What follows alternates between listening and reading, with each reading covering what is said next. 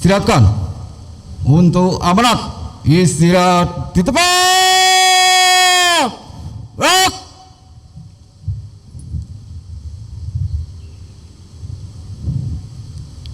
Assalamualaikum warahmatullahi wabarakatuh. Waalaikumsalam.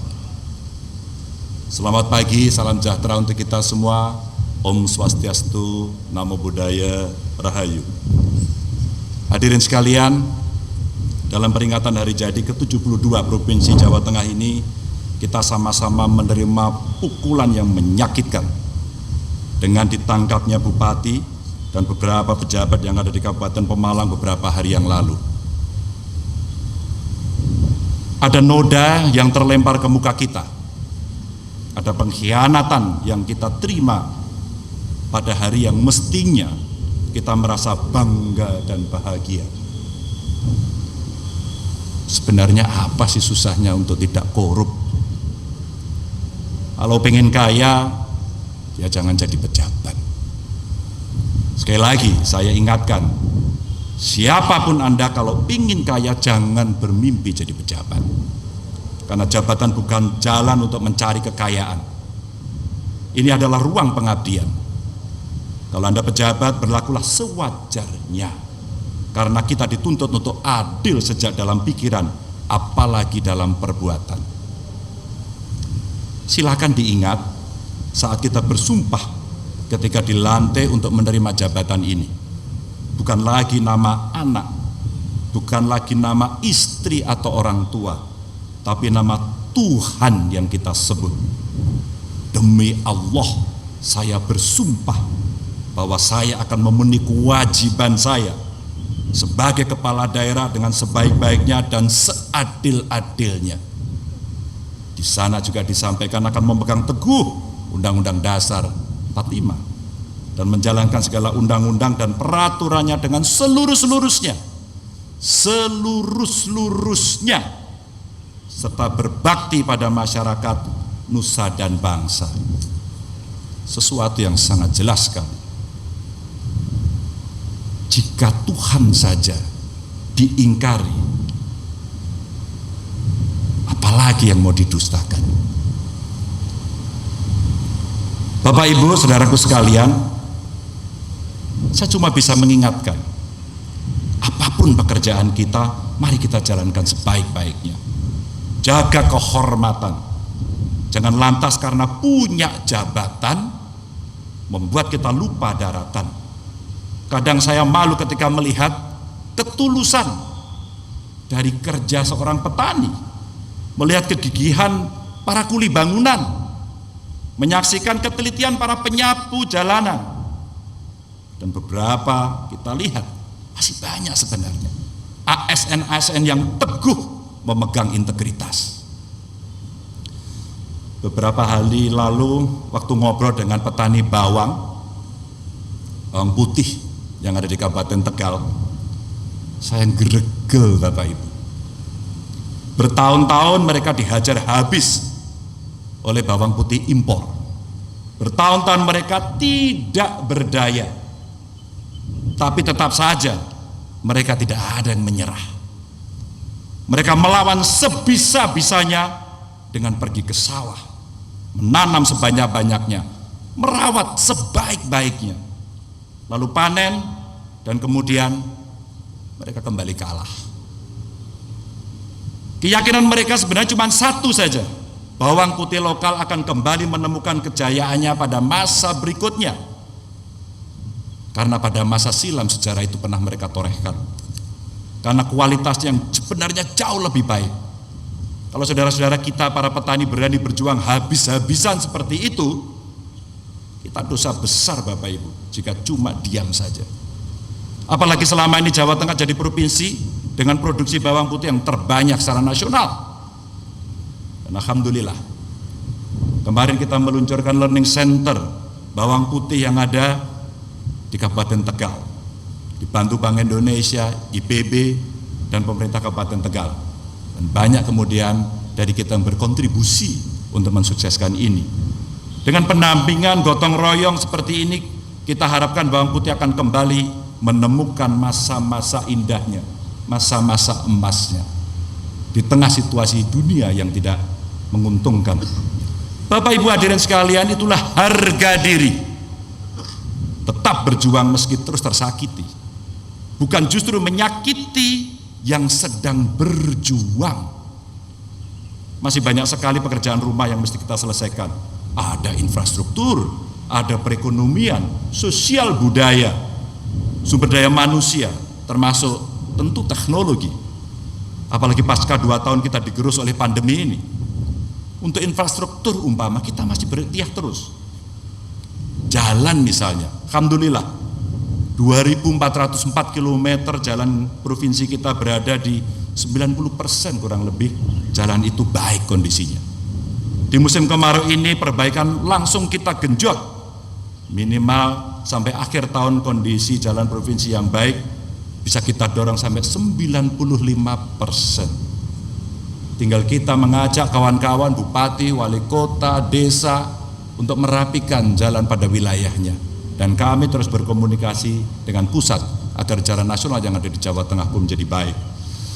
Selain itu masih juga terus kita dorong percepatan pembangunan seperti jalan tol Semarang-Demak agar sekaligus bisa menghalau rob yang ada di kawasan Pantura di pesisir utara.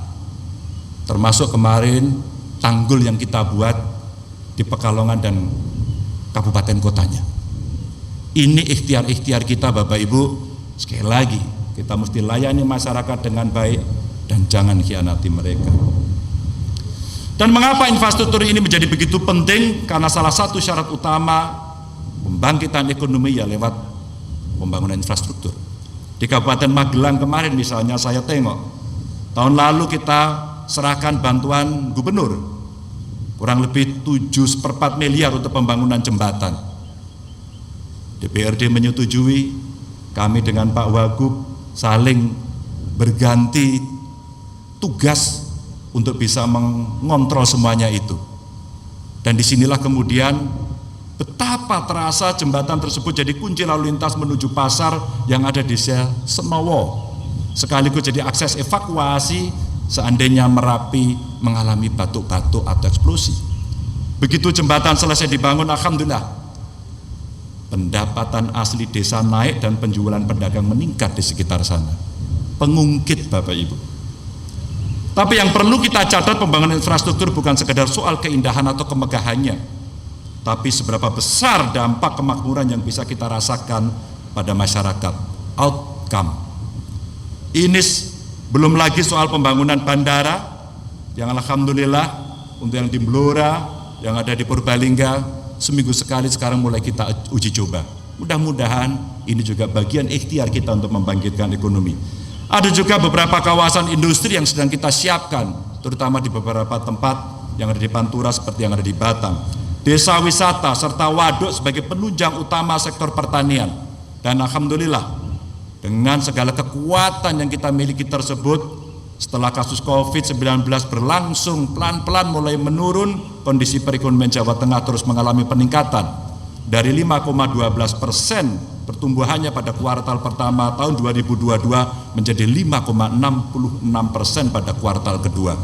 Ekspor Jawa Tengah pun meningkat 41,02% dari 780 juta US dollar menjadi 1,1 miliar US dollar. Capaian tersebut juga diimbangi dengan penurunan impor sebesar 18,12% dari 1,33 miliar US dollar menjadi 1,09 miliar US dollar. Inflasi pun juga turun alhamdulillah 0,69% dari 4,97% menjadi 4,28%, di mana banyak negara-negara maju mengalami kondisi tekanan inflasi yang sangat luar biasa. Dan intervensi dari teman-teman baik dari Pemda, kerjasama dengan Forkompinda, dengan BI, dengan OJK, BUMN, BUMD, kita pakai untuk mengintervensi itu Bapak Ibu. Maaf Bapak Ibu hadirin sekalian, data-data itu sebenarnya saya sebut bukan untuk menambah pusing panjenengan semuanya, tidak. Data-data tersebut adalah cerminan kerja kita semua selama ini, karena kita yakin dan kita punya integritas untuk melakukan itu.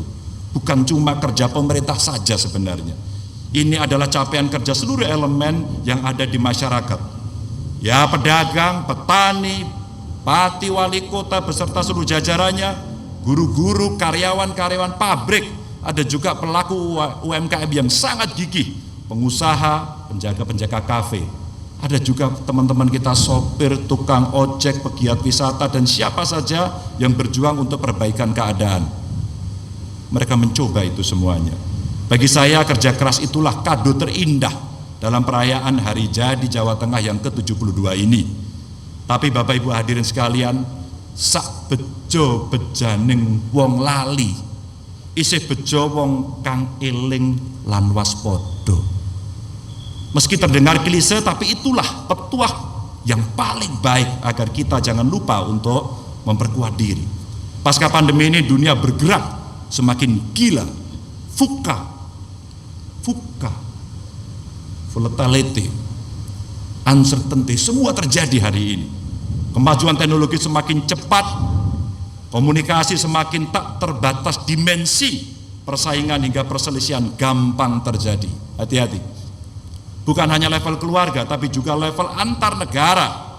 Kita tidak tahu setelah peperangan di Rusia dan Ukraina ini masihkah akan berlanjut kepada negara-negara yang lain. Kita berdoa, mudah-mudahan tidak. Itulah apresiasi kita ketika Pak Presiden kemarin datang ke area pertempuran, agar berharap negara-negara damai karena kondisi dunia sedang tidak baik.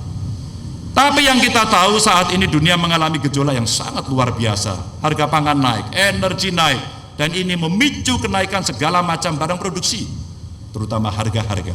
Sehingga mau tidak mau, setiap negara juga akan terkena imbasnya.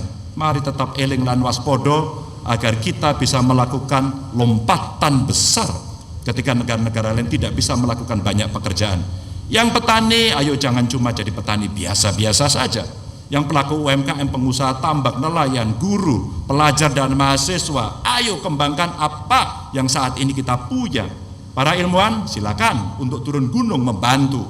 Ini adalah momen yang tepat untuk kita semakin erat bergotong royong mencapai kemajuan dan kemakmuran. 2 hari kemarin saya di Jakarta, bahkan sampai pada hari Minggu pun kita semua bertugas, Pak Presiden bertugas. Karena lembaga riset beras internasional IRI yang berpusat di Filipina memberikan penghargaan kepada kita sebagai negara yang sangat tangguh, yang sangat kuat dalam ketahanan pangan, dan itu kado terindah yang dimiliki karena kita mampu melakukan itu. Makasih untuk kawan-kawan sudah berkontribusi. Ketika dunia tengah mengalami krisis pangan, kita punya potensi besar untuk menjadi lumbung pangan dunia, bukan cuma beras. Potensi pangan alternatif kita sangat banyak sekali. Kalau kita tidak punya gandum, kita masih punya porang, kita punya jagung Bapak Ibu, kita punya ubi kayu, ubi jalar, singkong, bahkan sagu. Kita yang punya. Terima kasih kawan-kawan dari luar Jawa Tengah yang sudah hadir dengan baju adatnya ya, yang kita menunjukkan kita bersaudara, kita kuat, Bhinneka Tunggal Ika, jalan ada di sini. Terima kasih. Maka dengan ini saya mengundang, hai saudara-saudara para ilmuwan, silakan datang ke Jawa Tengah. Ayo gotong royong untuk membangun pertanian pangan alternatif. Saat ini Jawa Tengah cuma bisa memproduksi jagung 3,5 juta ton per tahun, memproduksi singkong 3 juta ton, ubi jalar 140.000 ton, dan saat ini kita juga menggenjot pertanian sorghum yang produktivitasnya bisa mencapai 9 ton per hektar. Ayo, jangan-jangan keterlibatan dari para ilmuwan akan bisa mendongkrak produktivitas kita. Dan seringkali pada saat yang sulit pasti kita akan minta bantuan TNI Polri, karena inilah yang bisa kita lakukan secara bersama-sama dengan komando yang bisa kita berikan. Serta tentu saja menggenjot porang yang di 4.000 hektar lahan yang tersebar di seluruh Jawa Tengah. Optimalisasi produktivitas dan potensi pangan alternatif yang ada di Jawa Tengah ini bukan cuma bisa kita gunakan untuk memperkonsumsi dalam negeri, tapi pasar ekspor Bapak Ibu sangat-sangat terbuka untuk kita garap. Ayo, kita mesti gotong royong untuk mengelola dan mengoptimalkan seluruh potensi itu. Inilah momen yang sangat tepat untuk mewujudkan kedaulatan pangan yang bisa kita lakukan, dan kita tunjukkan bagaimana kita bisa berdikari dalam bidang ekonomi, dan tentu kita bisa mengejawantahkan kepribadian kita dalam kebudayaan seperti hari ini. Bapak Ibu yang sangat saya hormati, kesempatan emas ini tidak akan datang 2 kali. Pilihannya cuma satu. Kita mau jadi yang biasa-biasa saja, atau kita mau menjadi adidaya yang luar biasa. Itu pilihan, dan itu butuh keseriusan, kerja keras, dan menjaga integritas. Kencangkan tali sepatumu, kuatkan ikat pinggangmu. Kita akan berlari kencang mulai hari ini. Semoga kita senantiasa mendapatkan kekuatan untuk terus berbuat baik. Terima kasih. Salam sehat, salam semangat untuk semuanya. Assalamualaikum warahmatullahi wabarakatuh.